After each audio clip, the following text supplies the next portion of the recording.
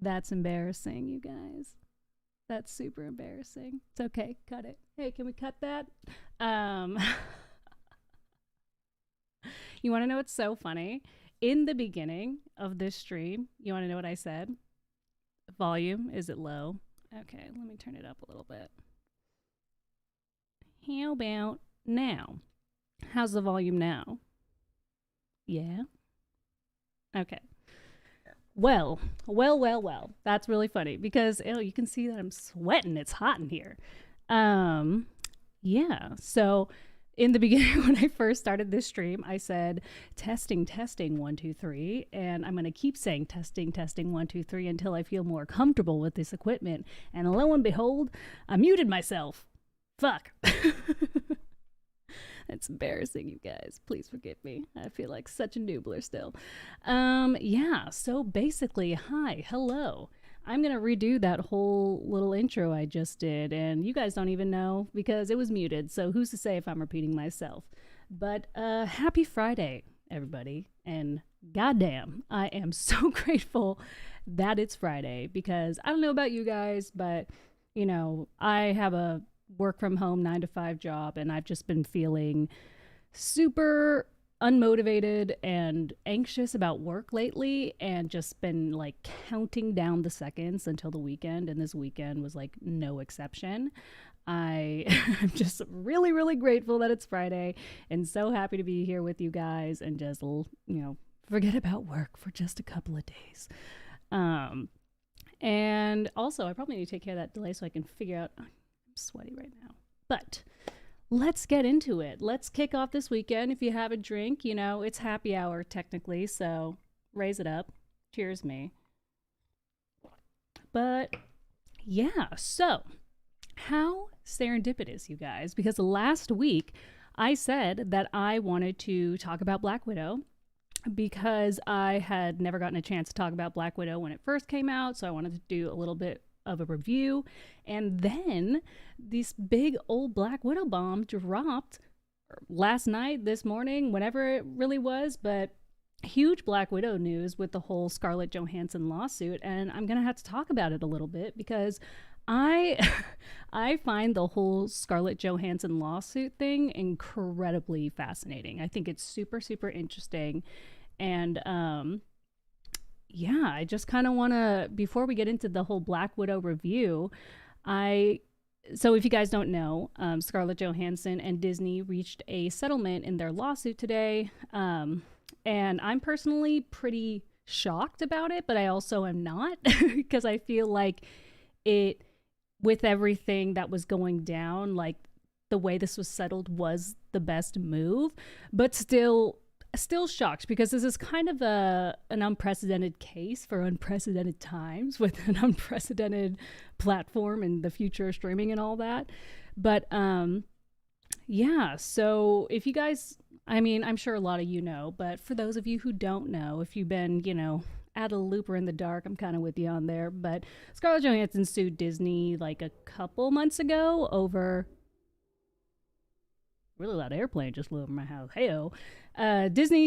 Scarlett Johansson sued Disney a couple months ago, basically over lost income for the Black Widow movie because they released it both in theaters and on Disney Plus, and she basically claimed that by releasing it on the Disney streaming services, it severely cut into the profits of that for severely cut into her profits for the movie, and her payment was going to be tied to box office sales. So she basically, I don't know why. I think like the fact that I was muted in the beginning kind of threw me off. So if you're just joining us now, hi, I'm still getting my footing. But yeah. So basically they help. Okay. She decides to go public with this lawsuit, which I was actually I'm really sweaty right now. Which I was actually pretty shocked about. And when she first went public with this lawsuit, I instantly thought that it she was taking it public for a reason. Like there was a reason why she would go public with it, because it was the only, or seemed it would be the only way to get the shit done that she wanted to get done. Because usually these contract disputes they're pretty typical, and they usually go down in private, like with a mediator of some sort. And so when she decided to go public and make it open to public scrutiny, it seemed like she was trying to shed light on something else, or that they were like larger stakes at play. And I was curious as to what those were about. And then after she came public with it, it just like what happened with ScarJo, the lawsuit made no sense. Well, she basically, like, she gets paid for the movie, and then she gets paid more based on box office sales. And, we're in a pandemic, and so Disney releases the movie on streaming services and in the box office. And because of that, oh, wow, you can see how sweaty I am in the camera. And because of that, she was claiming that she lost out on a lot of the profit that she would have made from the box office sales, because it was released on Disney Plus. And if they were going to do that, they should have renegotiated her contract, and they were unwilling to do that. And so she was very pissed that she didn't get an opportunity to renegotiate her contract in these unprecedented times with these streaming services. So when she decided to go public with it, I was curious about if it was motivated by something else, or she was trying to shed light on something else. And then after it first came out, you definitely got a lot of like, yes, queen, like public support. And like you had rumors that the Russo brothers were also talking about not coming back to Disney, because if they were going to have to like split their sales with streaming services for Secret Wars, then they were like worried and not sure if they should move forward that. And then you also had other rumors that like Emma Stone was going to get in on the action, and that everyone was going to come for Disney and their streaming service, and how they're handling the whole situation. And so at first it was like very much like the public on ScarJo's side. And then after that, it got real messy and a little bit petty, but I kind of expected nothing less. She went after Big Daddy Disney himself, and they really, came with that mega corporation teeth bared and went right for the neck. Like they were not playing, and they really came for her, and then kind of went like character assassination style. And they basically they were like, listen, she got paid $20 million for this movie, and we also paid her, I forget how much, this other millions of dollar amount based on streaming service sales. This is how much it made on streaming, and this is how much profit it added to that. And so I don't know what she's talking about. We're in the middle of a pandemic. We did the best we could. We've never gone through something like this before. And so we think it's really unfair and shitty of her to basically besmirch our name by claiming that we didn't pay her, because this bitch has 20 million goddamn dollars and then some. And so that was very, very interesting to hear, because you're just like, whoa, all right, they're releasing salaries now. Like this is getting dirty and basically coming after her and like who she is as a person. And me, much like everybody else, probably, I feel like anyone who sees the $20 million number in the middle of a pandemic is a little bit like, boohoo, cry me a river, feeling way less bad for Scarlett Johansson. And, not surprisingly, I feel like she lost a lot of the public support, because then it just seemed like, millionaires trying to get more millions. Everyone's like, who fucking cares? Like, and that's Disney, and it kind of worked. And, when they released her salary, she kind of came back with saying that she was very hurt and shocked that they would do that after, everything that they've been through and all that they've done. And it kind of seemed like it was like she was not going to win, or is going to go away, or just get settled behind closed doors, whatever it was. But it was just, I still was very interested in the fact that she created like a public lawsuit. And then I was like, when all that shit first came out, I was like, okay, like, at first I was like wondering if it was revenge based, right? You're like, after 11 years of commitment to this franchise and to these movies, it kind of seems like with her movie, from my opinion, that she kind of got the half-assed shit end of the stick. You know, they really kind of gave her like a basic filler movie. And then when it came down to compensation, they weren't willing to treat her like they had their other male leads and other Avengers in the past. And then at the same time, weren't willing to renegotiate when the circumstances changed.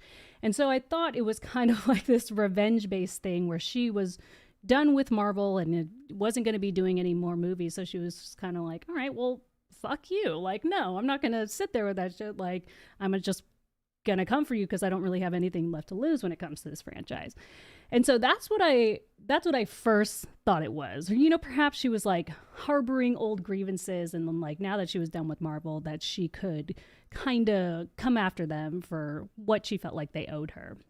But today, Disney and Scarlett have reached a resolution, and basically, maybe I should pull up the exact wording, but they reached a settlement in the case, and they both released statements, with Disney being like, we are so happy to work with Scarlett and for all the future plans that we have, like Disney's Tower of Terror. And I was like, okay, damn, plug.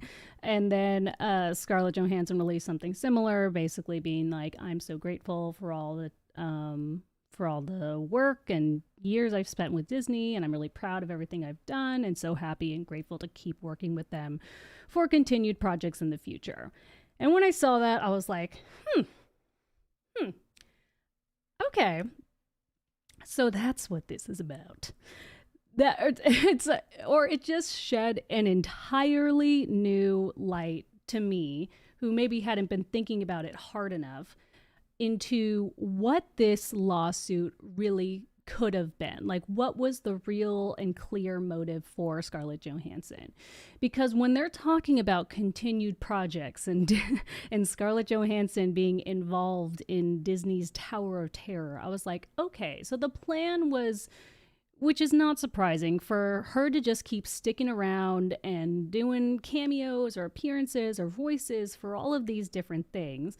And Scarlett Johansson was just like, well, okay, like, if you're going to keep making me come back for this kind of stuff, then, you know, you got to, you know, pay me what I'm due. So I think, for me personally, I've said for me personally like a bunch of times, I think this lawsuit, hold on, pause for drink. I think that this lawsuit was her trying to set the tone for the future of streaming services and how talent gets paid. Like, I really do think that she was trying to make a larger, like, cultural, I guess, political, in terms of the corporation, like, political business statement. Meaning that, like, Scarlett Johansson, I feel like she is coming from a very special place of power, and she wielded it kind of expertly, honestly. Like, she picked the perfect time to really, like, lay her clout on the table, because there's like a lot of anxiety with the unknown, anxiety in the unknown of what the future of streaming services will look like for the entertainment industry and everybody involved. And, you know, it's like kind of a hot topic right now, because if you guys didn't know, the what is the acronym? I have it written down. Oh, the the International Alliance of Theatrical Stage Employees is currently calling for a strike, because they are kind of not dealing with something super similarly, but one of the things, like, I have some friends who work in the entertainment industry, and they are saying that, you know, I think most people know that the entertainment industry, like, demands ridiculous hours and, like, a crazy work life from the people who are involved with it. And not just the actors, like, you know, all the people who work on the sets and the producers and all that jazz. And so they have just like a really, really crazy work schedule. And now with the like influx of all these streaming services, they're basically still trying to claim that streaming services aren't as profitable or secure as television or theaters, and thus so are trying to pay their employees less when they're working on a streaming service project, and just making them work crazy hours, less benefits, less pay because it's a streaming service, not television or theaters. When, as everyone knows, anything that's popular media-wise right now is on a streaming platform, and all these big media companies are trying to create streaming platforms, so that's kind of bullshit. Or maybe their profit structure hasn't, sped up to match the changing face and the changing structure of the industry itself. But whatever it is, like, the people who work for these companies are not getting compensated the way they should because of this shift to streaming services. And the pandemic was a huge catalyst in this, because it really, I think, catapulted and pushed a lot of these companies into places that maybe they had planned on going years in advance, but had to do it right now. And so, when Disney first came with those receipts about Scarlett Johansson, basically saying, this is a pandemic, it was a once in a lifetime thing, we did what we could, we tried our best, the receipts were kind of good, and I kind of believe that. I was like, yeah, they're right. They were really trying to figure it out, and this was their first time really doing it. But at the same time, I think Scarlett Johansson was very, very smart in this, and knew that, even though we're in a once in a lifetime pandemic, how these companies acted and interacted with their talent and with the people who work for them and their contracts now in this once in a lifetime time would set the tone for everything going forward. And Scarlett Johansson was coming from a really, really powerful place, because she has, really, not only has she earned a very, very high place in the Marvel universe and culture and status and all that, she has a good public backing because everybody, is a big fan of the Marvel franchise, and she was also done with the Marvel franchise. So she had all, and she saw this shift into a new place. So I really think that she knew that she had the power to really make a statement. And if it hurt her, it was kind of gonna be fine. If everyone was like, oh, fuck you, Scarlett, you greedy bitch, she would have been fine. She still got her money.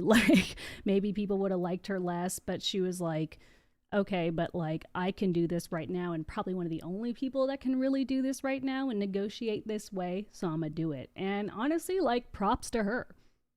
Props to her, because I feel like a lot of people are going to be having very different conversations after this. And I feel like she kind of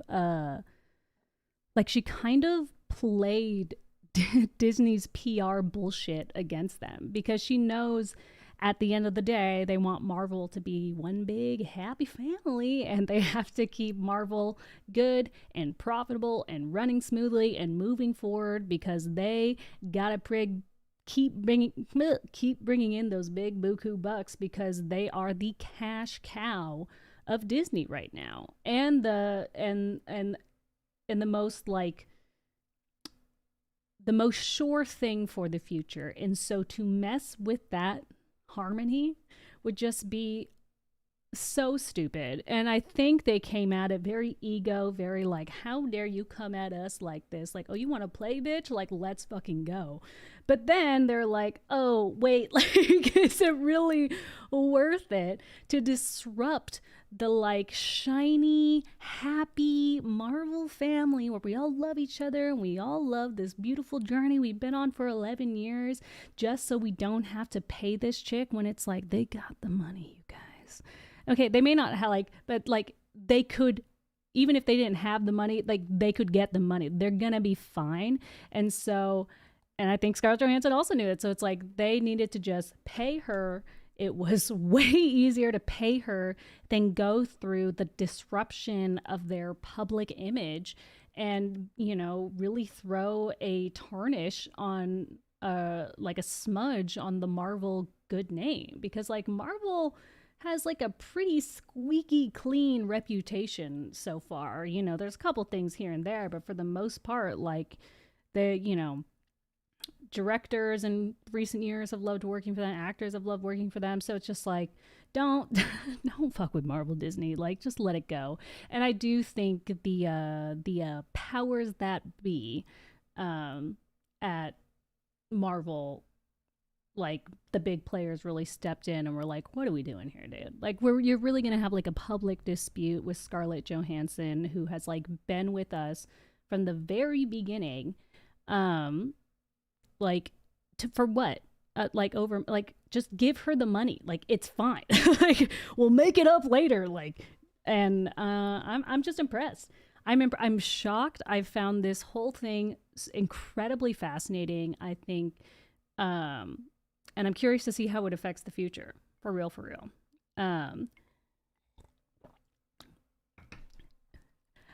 Yeah, Dr. Random. I don't think they didn't have the money. I feel like, but I meant like maybe they had the money tied up in other projects, like it was committed to other things. But I was just like, but they got it. They may not just, they're like, oh, but we had to pay. It's like, but they can get it. So go get it. Go pay this chick. And yeah, I'm just going to look over some stuff real quick. I'm also going to try to talk slower today, you guys, because I think when I get nervous, I talk really fast, and then I kind of lose my thread mentally. So, how's everyone doing today? Just gonna run through this real quick.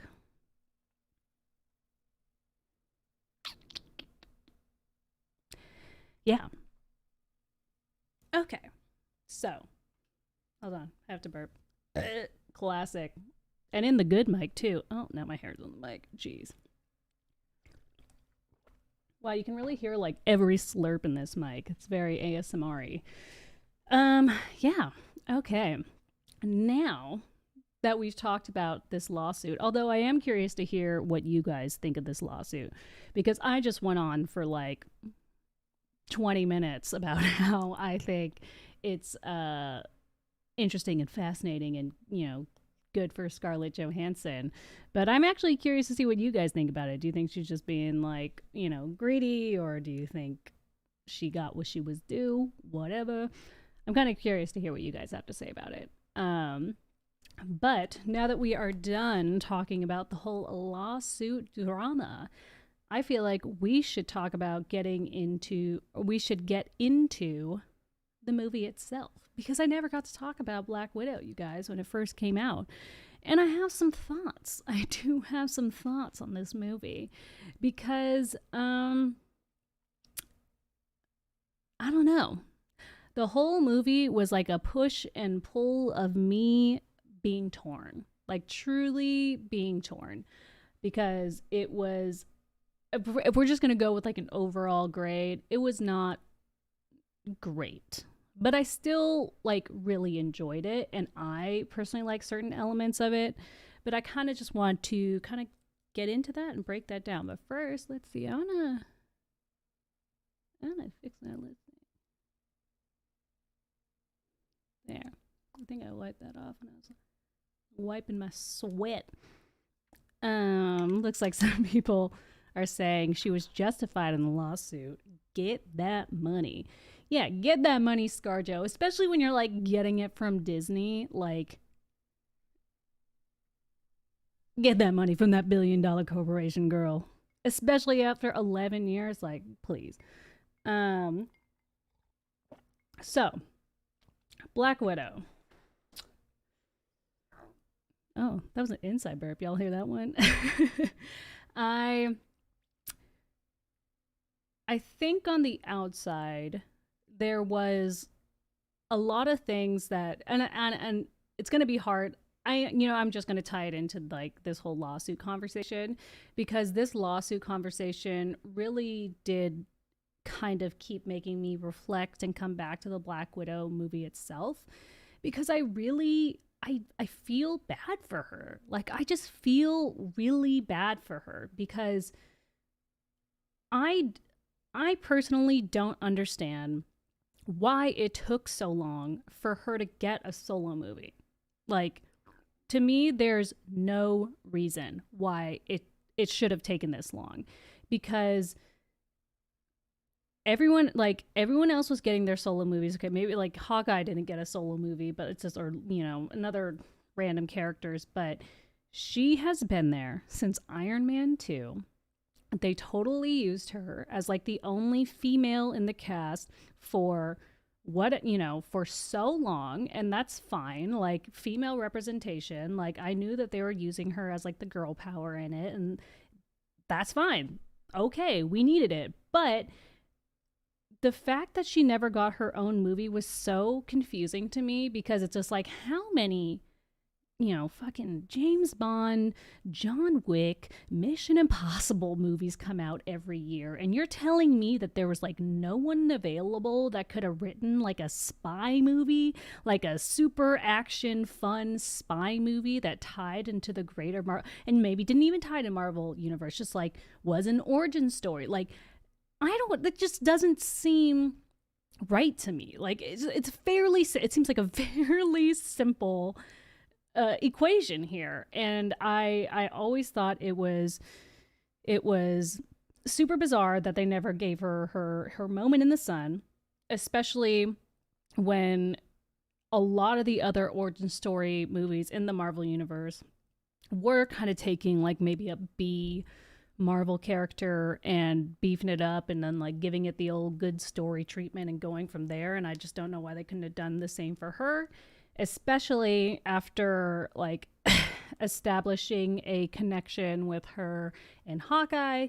It's just like you couldn't have gone into there, but like I don't know. It was very bizarre to me that it took so long for her to get a movie, but she just stayed committed to the franchise. She kept doing great stuff, great work, and so when she gets her movie after the fact, after she's dead, I'm just like like, okay, like I already was a little annoyed because it felt like it was a consolation prize. Like, I know we never did the Black Widow movie, but we're gonna do it now because we have this big lull after Endgame, so we need some time to get our shit together and figure out our next story. So I guess Black Widow can finally have her movie. And it's just like,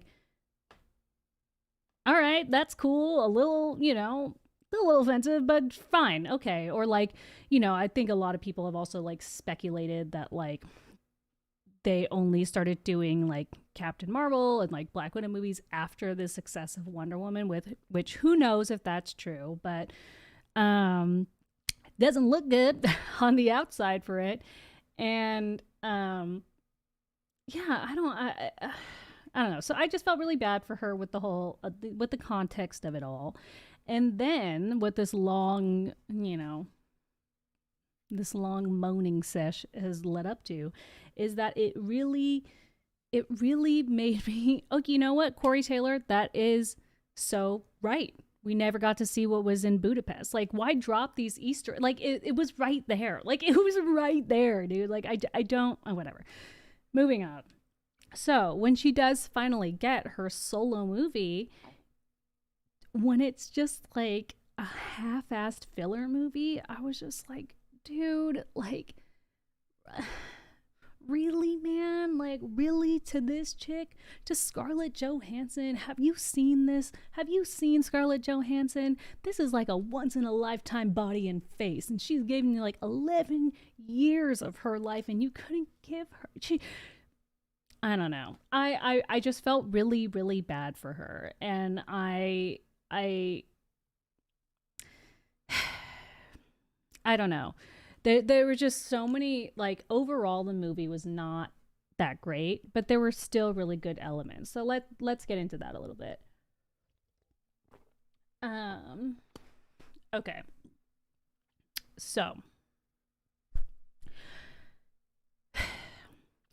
usually when a movie is just kind of like a C C-level filler movie. It doesn't hold a lot of rewatch value to me. I mean, like, I see it once and I'm not gonna go back and watch it again. Ant-Man is kind of like one of those movies, the earlier Thor movies. Like, I watch it and I got it, and I'm not gonna go back to watch it again.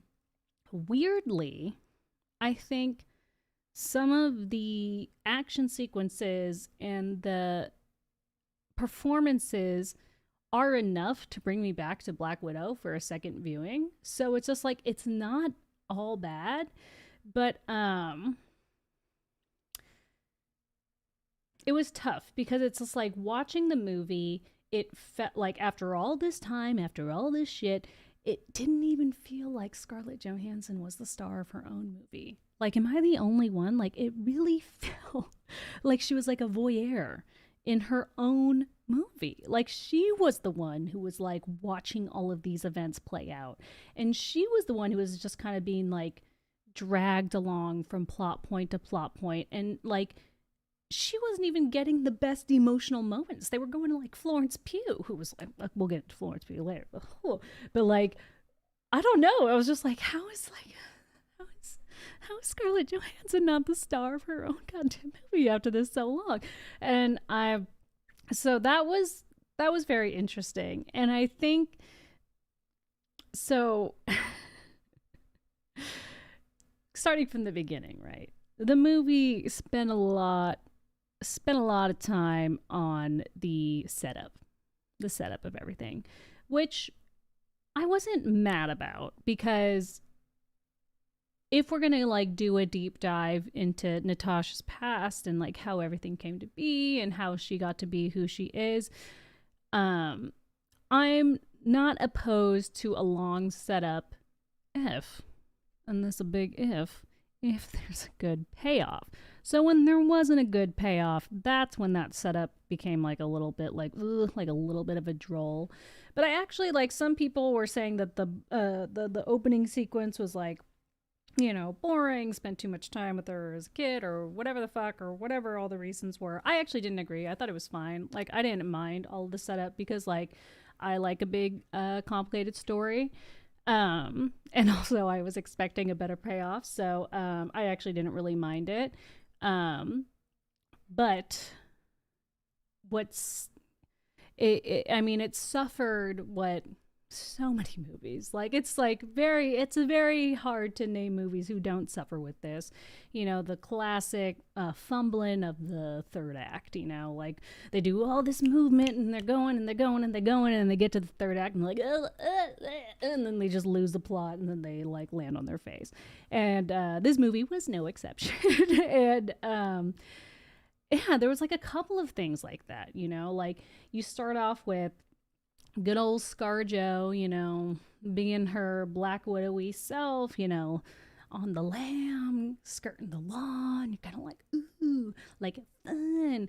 But then when it starts getting into the story, you're like, okay, girl, like, what is your motivation? Like, why are you here? Like, why are you doing this? Like, when the main character is just kind of like begrudgingly doing something the entire time, it's like, that works in the beginning, but at a certain point, you're just kind of like, all right, well, let's do the big reveal. Let's do the climax at the top and start coming down. Where's the big emotional shift?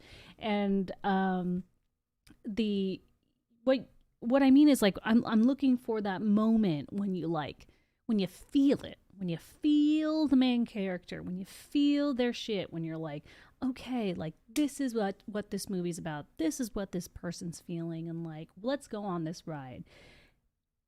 And it didn't really happen for Natasha. It happened for Florence Pugh. I was like, oh, okay, interesting. All right.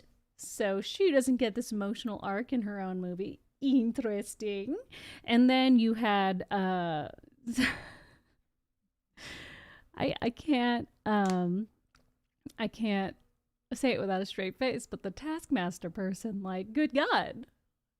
Like, good God, you guys. Like, what the fuck? What the fuck was that? I was so confused with the whole Taskmaster thing because actually, I will say, I liked the first, like, the Taskmaster intro when she's like fighting him on that freeway and, oh, her, it's her, fighting her on that freeway. And, you first see the mimicry and you're like, oh, sick. You're like, this is actually going to make for some really, really cool fight scenes, like where it's like just like a half a second behind, or it's like this weird mirror thing. Like, this is going to be sick.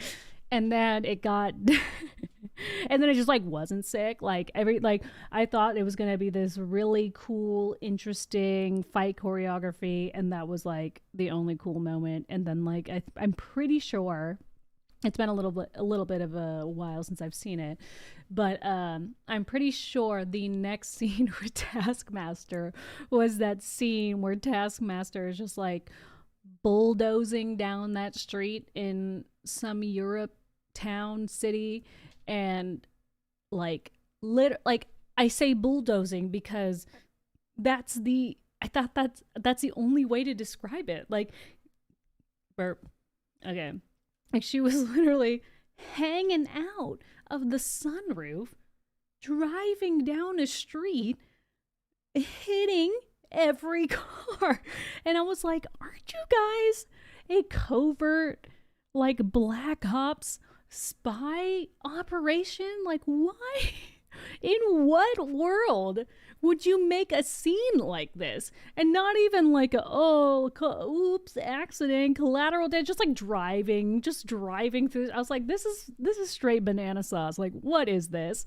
And so, another fumbling of the third act. And then yet another thing that the buildup was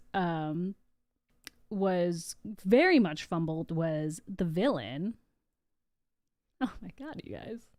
I was so disappointed and so, like, it was very off-putting how cheesy it was when it came down to it, because they spend the whole movie with this, like, talking about like the elusive, I can't even remember his name. I truly can't remember his name. That's how forgettable it was. But they spend the whole movie talking about how, like, masterful and elusive and, unattainable and uncatchable this big bad villain is, who's doing all these big bad things. Why is it doing it? What does it want? Like, what does it all mean? And for it to just, like, come down to, like, her, I don't even know. She's like bruising his ego. Like, it was so confusing. I was very, very confused, and like a little bit, like, to the point of like almost laughter. And it was one of those moments that really made me again angry for Scarlett Johansson, that I was like, if they had made this movie before Endgame, anytime before Endgame, while they're still in the Infinity War saga, they could have tied whatever stupid big bad, like, villain that, is running this Black Ops super spy organization into, whatever Hydra plan, whatever, perceived threat of, anything that they were doing in the Infinity War saga. They could have, revealed that he thought he was doing this big thing, but really he was just a pawn in a bigger scheme. That makes more sense and would have worked in the Infinity War saga, but because they just, like, it was all Black Widow afterthought, they had to come up with a reason why this guy was simultaneously so powerful and simultaneously useless, and also like girl power. Like, I don't even know what that was, you guys. I don't know what it was, but it was bad. It was real bad and really, really upsetting to watch. And I just, yeah, a lot of fumbling in the third act. But which brings me, should I start going into positive stuff or stay on the bad? You know what, actually, I just, now that I'm talking about the Infinity War saga stuff, I was also thinking when I was when I was watching the movie that I was like, you know what, it would like really served this movie well for Scarlett Johansson specifically to make her more the star of her own movie, to make give her more emotional focal points, would have been to include stuff with her and Clint. Like, hello, like, what the hell? Like, where was all that shit? Like, where was the Budapest? Like, where was how they met? Where were their past? Where are the flashbacks? I'm just like, it was, I don't know. Like, they, I understand wanting to make a standalone movie, but like, play into the emotional will you've already created. Like, people love like the Hawkeye Black Widow relationship. I do. I think it's so sweet. It makes me so boohoo sad when I think about, tragedy and how it ended up. But like, yeah, I was like, where was Clint? Where was Clint?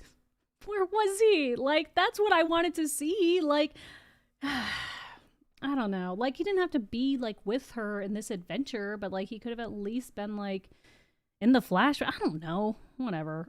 Um but um I guess I can start going into the good stuff. So, while a lot of the action sequences like I was trying to think of an idiom and it slipped my mind. But a lot of the action sequences were very, very average. I actually thought a lot of them were pretty fun. Like, I liked the whole kind of like gritty hand to hand combat.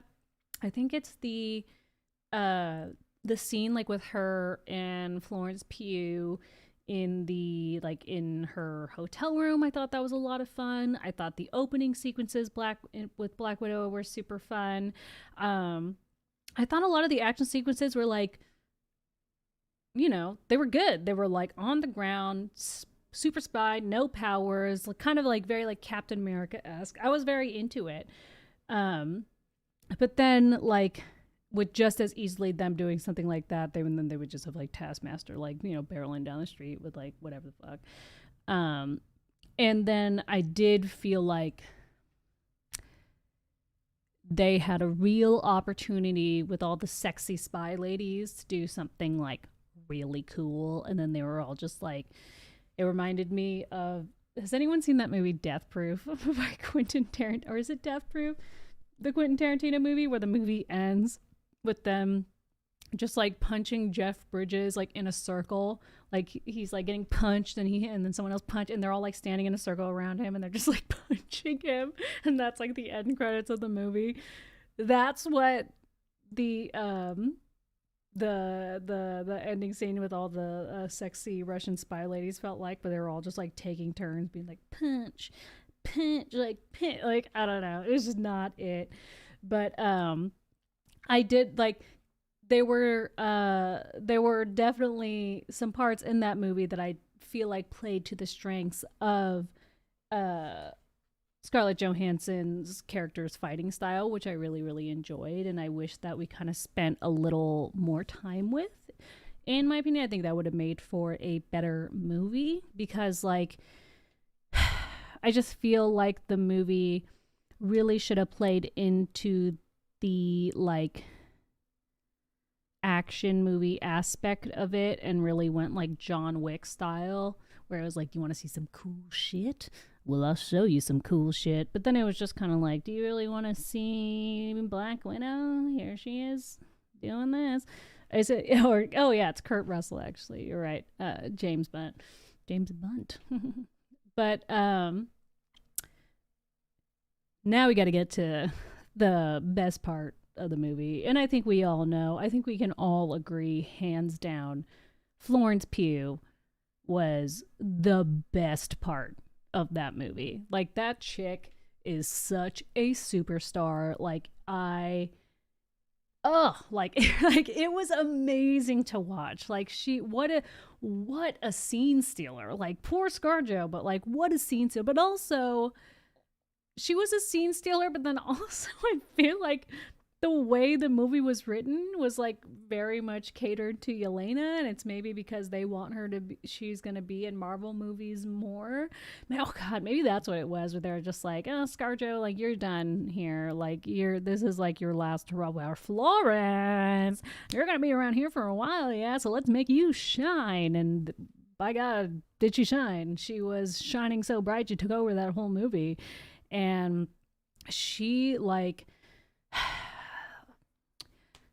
I'm very interested in her career. I think she's fantastic. I think she's going to be like one of the biggest stars of our generation. Like she first got on my radar with god, what's her fucks? The newest Little Women movie where she plays Amy. She is spectacular in that movie. Like she's spectacular in Little Women, and I really really love that movie. I thought it was really incredibly done, and she was like the best part of that movie too. Oh, actually no, Saoirse Ronan was that old cast. That was a great movie. But she really shined in that movie. And to see her in this role, it really reminded me of like the things, the moments of that her performance in Little Women also made me feel, because in Little Women, Amy is a typically annoying character. So if anyone's ever like read the Little Women books by like Louisa May Alcott, or like the movie, there's been a movie made about these books like 3 or 4 times, like it's been made a million times. And Amy is always played as like the annoying little sister that is like always bugging Joe, and then ends up marrying the, you know, guy that was like in love with Joe, but that Joe rejected. Like, boo, Amy sucks. And god, I wish I want to give her justice. So I need to look up this Greta Gerwig. That was the lady who directed it. She really didn't go that route when it came to this Little Women. And she like really like read the source material and found like what Louisa May Alcott was trying to say about Amy, like as a character. And Florence Pugh really took that performance and just made it like magnetic. And all these little moments that have like always usually been made you annoyed by Amy, she really made like dynamic and really like provoking and emotional. And so I was like, this chick is it. This chick rocks. And so when I saw her, like, knew she was going to be in Black Widow, I was really stoked, because I'm like really excited to see what she does with her career. And it was like always, it's like in these like vignettes, right? Like even in that scene where they're all like sitting at the table and she's just like, no, but like that family was like real to me. I was just like, these are moments that are like so short and so small, but that like it's the kind of emotional acting that is kind of will take you aback, because it's so it's like guttural. Like guttural is probably not the right word. It just, you feel it's visceral. You like feel it in your soul, and you're just like, oh Jesus, man. It's like hard not to emote along with it. And not only that, she's incredibly funny, and she was very charismatic. And I also love her body type, selfishly, because we have a similar build. And I was like, yay, more straight boxy looking women on streets. I love her. I think she's charismatic. I think she's funny. She's a fantastic actress. She really shined in that movie. And if she's going to be one of the people who takes the Marvel Cinematic Universe in its next phase, I'm so stoked. I think it's really great. David Harbour was also, and again, just this is all bringing it back to the fact that like poor Scarlett Johansson was like not the star of her own movie. Like David Harbour was so good in it. It was so funny. Some parts were so cheeky and so over the top ridiculous that they are goddamn lucky they had David Harbour, because there were a lot of scenes with his character that would have really played as half-ass and as stupid as they really were if you really break it down. But because David Harbour is such like a charismatic and like great performer, like it was just enjoyable. But like, yeah, they really phoned it in with a lot of stuff. But yeah, and Rachel Weisz, like she was good, but again, not given. I felt similarly to her with Scarlett Johansson. It wasn't really given a lot, but they did good with what they had. Like they really did do good with what they had. And yeah, trying to think of what else to talk about when it comes to Black Widow. I think that's it. It just left me like, it left me yearning for more. It really did leave me yearning for more, and felt really bad for Scarlett Johansson, and made me even more supportive of her getting that bag after seeing that shit. I also think it really helped that I saw it in theaters. I don't know if I would have enjoyed it as much if I had not seen it in theaters. Like I remember when my roommate first asked me about it, when she was like, "Oh, how was Black Widow?" She's like, "I was thinking buying it at Disney Plus." I was like, "Go see it in theaters. It's not strong enough to hold your attention at home, but like if you see it in theaters, you'll find stuff to enjoy." So, yeah, Black Widow. Unless you guys have anything else you want me to talk about Black Widow, that was my Black Widow review. Holy shit, it's already 6:08 p.m. Sorry, the stream had a really messy start. I feel really bad for anyone who's like coming into my stream for the first time and like that's what they saw at the beginning. Like, hard yikes. How do I cut that shit out? Do I just like pretend like it never happened? I just like edit it and repost it? I don't know.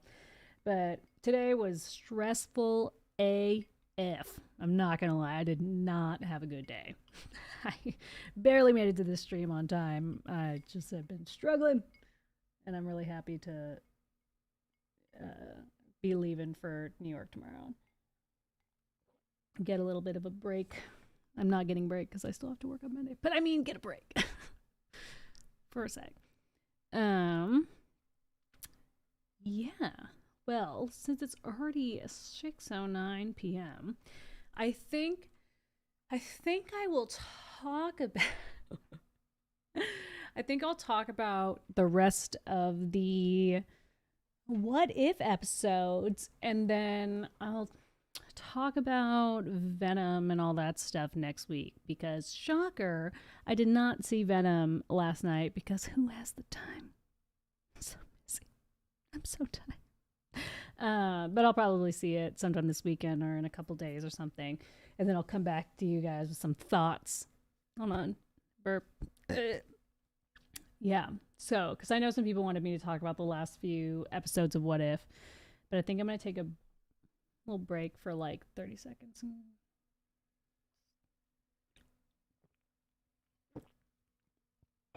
Post-credit scene. Corey Taylor, you want me to talk about the post-credit scene in Black Widow? I thought it was whack. I didn't like it. We already saw the what's Julie Dreyfus' character's name? That's how cool and alluring she is. I can't even remember her name. Is it Valentina something? I don't even know. We already saw that like recruiting scene with what's his fuck from Falcon and the Winter Soldier, and to use that like literal exact same format for the Black Widow post-credit scene. I don't know. I just like wasn't super like, it was like, oh, she's gonna also join Val. Oh yeah, Val's crew of bleep bleep bloop blops, and then also go after Clint. I don't know. Like, did that need to be in end credit scene? Like the now the Shang-Chi end credit scene, like that was what I was wanting. That's the kind of post credit end. I don't even know what the correct term is. that's the kind of end credit after credit scene. Oh my god, good. That I can get behind because it like informs and moves forward and ties to something that you're already interested. I'm sorry, like I love Julia Louis-Dreyfus. I think she's spectacular, but I just don't give a fuck about her character yet. So stop putting her in end credit scene. Like, she's not Thanos. We don't know who she is. Like, we don't care. You'll make us care about her one day. I trust you guys. Like, I'm sure she'll be an awesome character one day, but for now, we don't know who she is. So stop making her the focal point of these post credit scenes. So whatever. That's how I feel about it. So, I'm also very self-conscious of how sweaty I've looked this entire stream. So yeah, I thought I should share that with you guys. It's very hot here in San Francisco today. So, yeah. So let's talk about What If a little bit. So I watched the last 2 episodes of What If. I hadn't watched the Thor and Loki or the Only Child Party Thor episode last week, so I caught up with that one and then the multiversal one. So spoiler alert. Sorry guys, if you haven't seen it, I'm going to be a little bit spoilery. I won't try to be too heavy-handed, but guys, it's going to be fine. Like, it's not a Marvel movie. It's just What If. So spoilers aren't going to ruin your life. The Thor episode was fucking ridiculous. There, I said it. I'm sorry. That was ridiculous. It was ridiculous. Like, I'm sure it was like fun and a good time, but like I got absolutely nothing from that episode. Sorry, like it was just so weird to me. Not like weird, but just it was ridiculous. It was so silly, but in like a slapstick, like bad comedy kind of way. Like it was just I don't know. I don't understand what they were trying to do with that episode. Like I told you guys last week when I was talking about What If, I have liked that they have played around with, I like it best with oh, I just spilled all over myself. Happy Friday. I like it best when the What If episodes actually play with the what if of like how you think that character would actually act in that scenario. And I guess they're all doing that. But some are definitely better than others. And that was one of those things where I was just like, why did I have to subject my eyes to that for 20 minutes? The whole Jane stuff was so dumb. Sorry. It like, what? Like, I'm sorry. I just don't really like Jane. I don't know, Jane Buzzkill, whatever her name is. I just don't think she's that interesting as a character.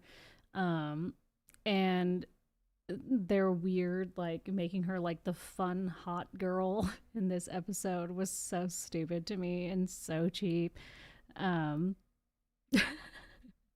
know what it actually just reminded me of? So, Comic Book Girl 19, who's like one of my favorite YouTubers, she was doing this video on WandaVision, and she was saying how Marvel has a pandemic of mean Marvel mommies, which are just a bunch of like boring women who just like are like wagging their finger, telling people to not have fun, and being like, "Hey, rein it in there." And I was just like, "Oh fuck, that's so true." And like, she is like the classic mean Marvel mommy, which is boo, no fun. So yeah, did not like that episode. But then we got into the Multiversal Watcher episode. So that one was a little bit interesting.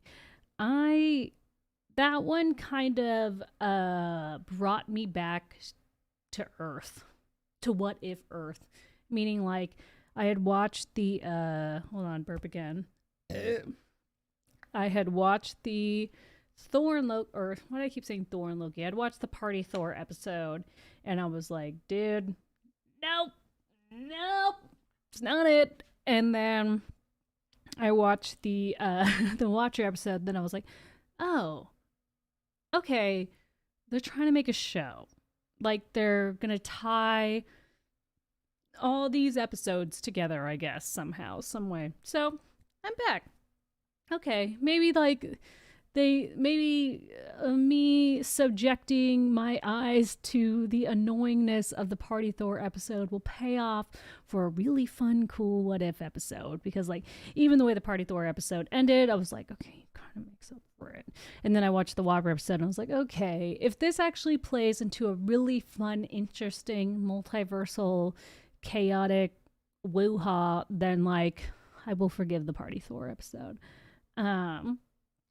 And that one I just thought was really cool. I don't know. I really liked, actually, I liked it all except the Armin Zola parts. I was like, shh, shut up, shut up. You suck. This sucks. This writing sucks.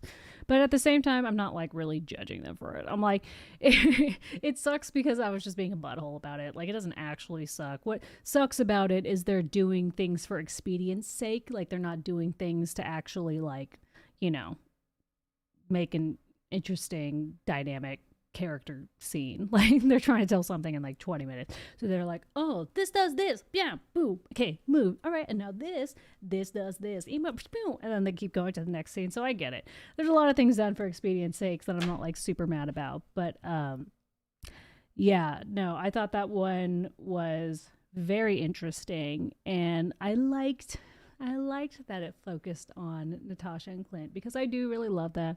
My, you know, classic super power pals.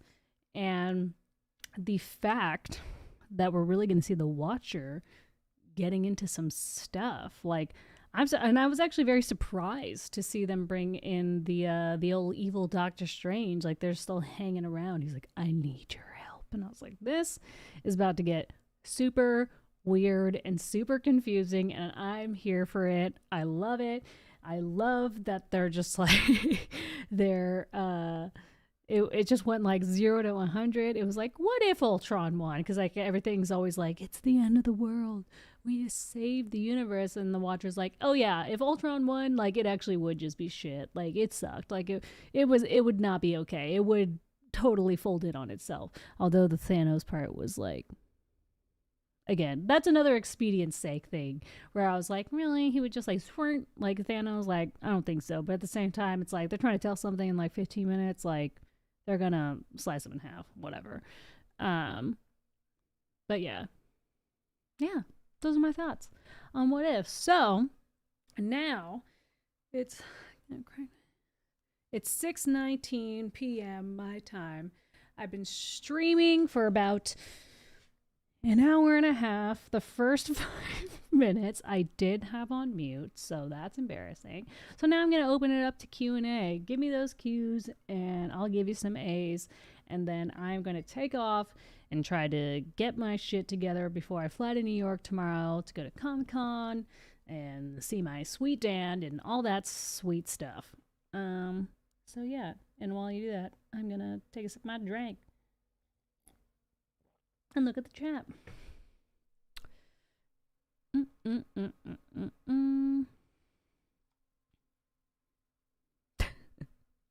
Ferocious Balls, high as fuck while watching the Party Thor episode, so that helped. I could see that. If I was with someone where I could laugh at it with, I think that would have made it way more enjoyable. But the fact that I was like watching it alone, I was like, ugh.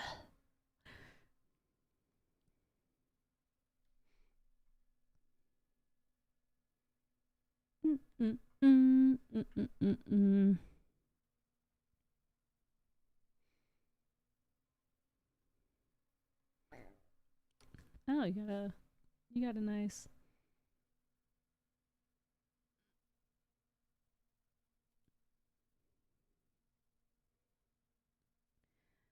Let's see. What do you think will be announced on Disney Plus Day? I don't know what that is. I don't have my finger on the pulse as much these days. Let's see. Disney Plus Day.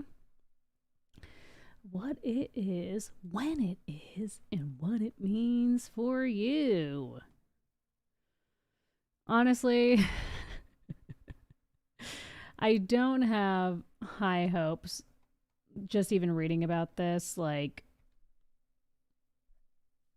it's like what the you'll see the addition of new content, already mass collection on Disney Plus shows and movies. I don't know. This kind of feels like a PR stunt to me, but like not in like a fun way, and just like, guys, new stuff is coming. It's like, yeah, new stuff comes to Netflix every single month. Like, and when there's a new show coming that people are excited about it, they talk about it for months. So I don't really think there's going to be like new shows that like people haven't already been like chit chatting about for a while, or had like rumors about it's going to be announced. Maybe we'll get some dates. Maybe we'll get some trailers, you know, but it'll probably just be some Disney blip. What did you think of Shang-Chi? Well, Deseret, I did make an entire stream about that last week, so clack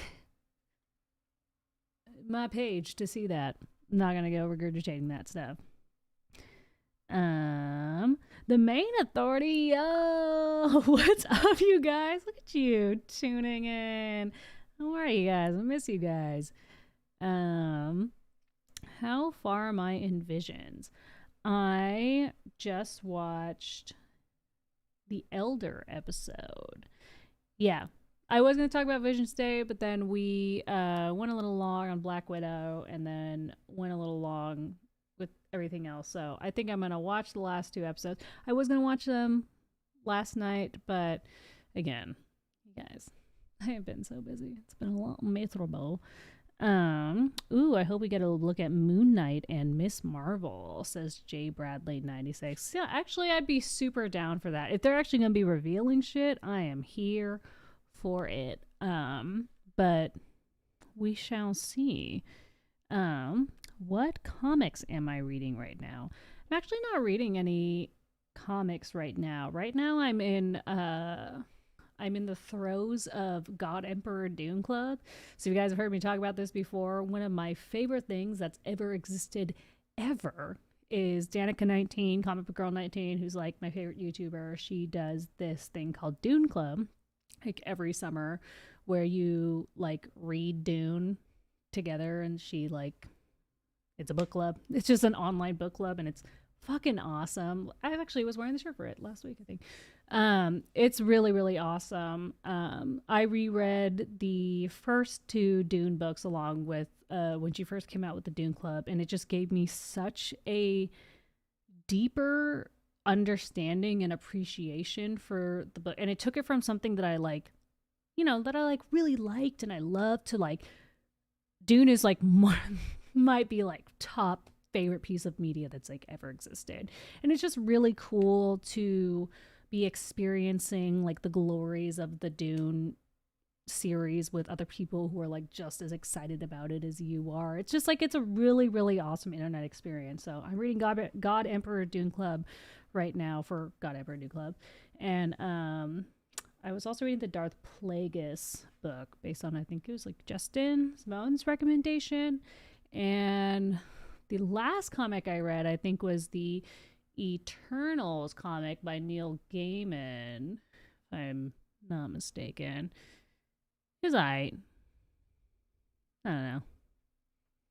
I was quasi into it. I also bought the Sweet Tooth comics because I watched that Sweet Tooth show and I thought it was adorbs. And so I wanted to read it, and so I got those as well. But take things one step at a time. Not only am I in God Emperor Dune Club, I also have like a book club of my own with a couple of my friends, and we are reading some Brandon Sanderson fantasy books, and now we're going to probably read another sci-fi fantasy book. So yeah. Are you dressing up for New York Comic Con? Duh, bitch. Yes, I am. I would never go to a Comic-Con and not cosplay. The audacity, the blasphemy. Like, yes, 100% I am. Although, I'm not gonna lie, I came at this Comic-Con wanting to do, like, the bare minimum effort. I just got a lot going on, and I don't really have, like, the energy to commit, like, sewing and making, my own costume. I don't have the money to be like dropping money on like a really super nice costume. So it's all about being thrifty and low effort this time. But Dan and I are going to we're going to be like Fire Nation Toph, and then that big buff dude who plays Toph in the play, which is fucking hilarious. I'm super excited about that. And then one of the other days, I'm going to be Darth Xana from the Darth Bane trilogy, because it's a super obscure, weird Star Wars book that made me really happy this year. When I do cosplay, I just want to do people that really make me smile, and Darth Xana makes me smile, and it was fun kind of putting together like a Sith outfit. I hope they announce something mutant related that doesn't involve Wolverine. I think you all know the X-Men are like my number one OG favorite franchise, favorite whatever. But this whole X people debate lately has got me a little bit worried how they're gonna handle the X-Men. So I don't know. Was not as amped as I originally was for the mutants, so we shall see. Any idea for a what if episode that you hope is in another season? Ooh, that's a good question, actually. A what if episode from that would be in another season. Now I gotta go through all the characters in my mind and think of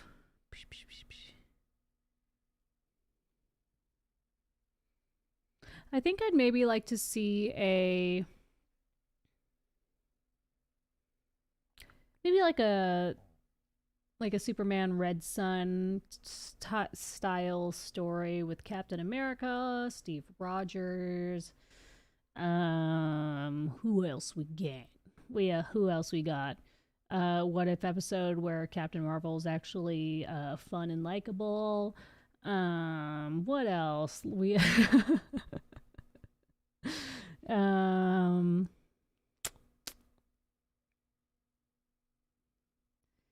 maybe if like no. Man, I have to really think about this one. What would be my favorite what if scenarios? I feel like this might maybe I'll like ruminate on this one in a little bit and come back to it, because I feel like it'll just be dead air time if I'm sitting here thinking like, what would be good? Am I looking forward to DC Fandom? What is DC Fandom? That's what Google is for. Oh, a virtual event. I'm not gonna lie, guys. I don't love virtual events. So as of right now, no, I'm not, because I don't know what it is. Heyo. All right. Yes, let's plan something, you guys. I'm talking to the main authority right now. I'd be more than willing to do something. Do you like week by week releases or full season drops like Visions? I've talked about this a few times on the internet, and I've said before that I will. So if you've heard this before, I apologize. That I feel like I kind of want to wait, burp again. That was like an inside burp. I feel like I might want to make a YouTube video about this one day, because like I said last week, every time I can't make sense of a concept in my mind, writing a YouTube video about it helps me like research it and realize all the thoughts, like, because I'll just have like a concept in my mind, and then like and all these like like like ADD thoughts, and then I start organizing them into like an essay, like a critical analysis essay, and it helps me figure out what I'm actually curious about or what I'm trying to say. And I'm actually very curious about what makes a show bingeable and not bingeable. Like why shows like Stranger Things are awesome when they drop like all episodes at once and you binge it and it's great. And then, you know, other episodes like I really liked when the Expanse, for instance, I thought I think the fact that it was released week by week really served it well. I personally didn't think that the week by week worked for the Mandalorian for me. And I don't know. And there's something about it, right? There's why it works for some shows and why it doesn't. Is it based on the content? Is it based on the time? Is it based on how you feel? Like, what is it? What is it? But there is something going on that makes it work for some and not work for others. And I am infinitely curious about that. And so, me personally, because I'm impatient, I like when shows are all released at once. But I will say it can dampen the enjoyment of it for me, for sure, 100%. That's why I've been spacing out me watching Visions, because I did not like that Visions was released all at once. Just wrapping up the work week, almost done, Emojo. Will we get a part 2 of the upcoming Dune movie, says James Bunn. I'm pretty sure, but I think it'll all depend on... Actually, I don't know. I think it'll depend on the box office success, but they've already filmed it. So it's coming. I've just been like crazy, like watching a bunch of like interviews from like Denis Villeneuve. I think I'm pronouncing his name correct. Like just watching creator interviews and like critic reviews. Like I've been crazy creeping on Dune because like I love Dune. And so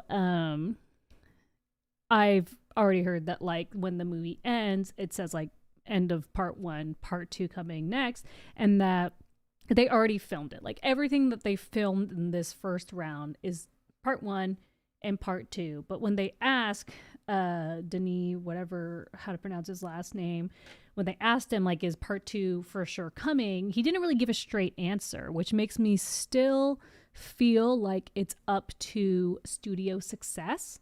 So I don't really know. Like I don't know if they'll just release it because they have it, or they're still going to base it off box office sales.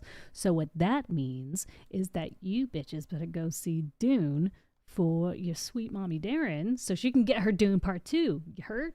Okay.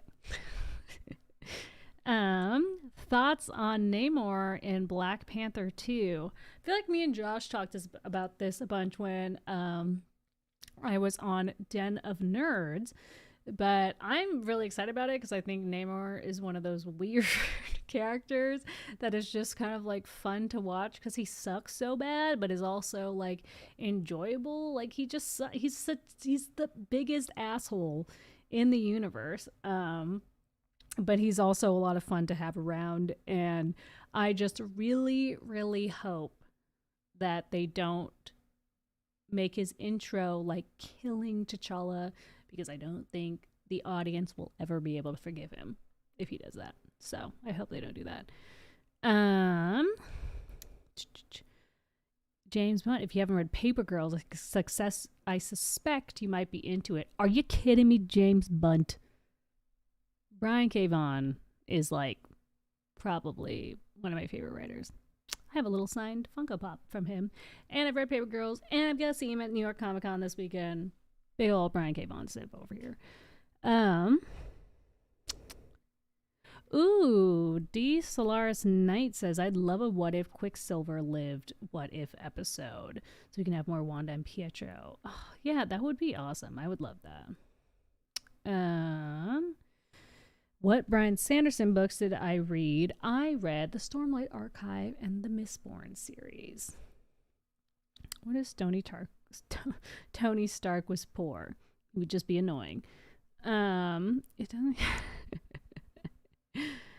Am I ready for the Venom vs. Carnage movie?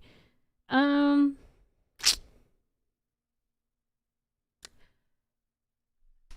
I'll let you guys know. Like, I don't really care about the Venom movies that much, but but in the way of like, I had like zero expectations going into the first Venom movie, and I had a great time. I honestly like I had a lot of fun.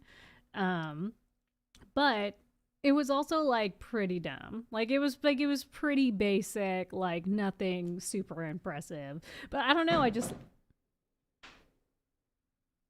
the hell was that?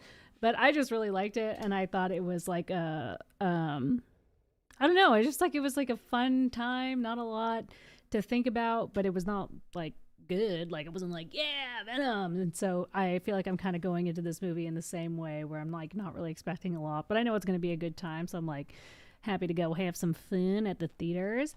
Ty Wigfall, thank you for the 2 super chats. Hello, I very much appreciate it. Yes, you guys can do super chat me, give me some money. I like money. I need money. Feel free. Only if you have it, though. Great to see you. Have you read the Foundation series? And if so, are you watching Apple TV's Foundation series? I have not read the Foundation series, but I shall look into it because I actually have heard some buzz about that. And people talking about it. I also missed one earlier from Kevin0326. He said, "Hello, Daryn. I have missed Daryn's Danger Room on Wednesdays. Glad to see you back on here again." Thank you. I'm glad to be back. I'm having a lot of fun. Didn't seem like I was having a lot of fun at the beginning of the stream, but I'm having fun now.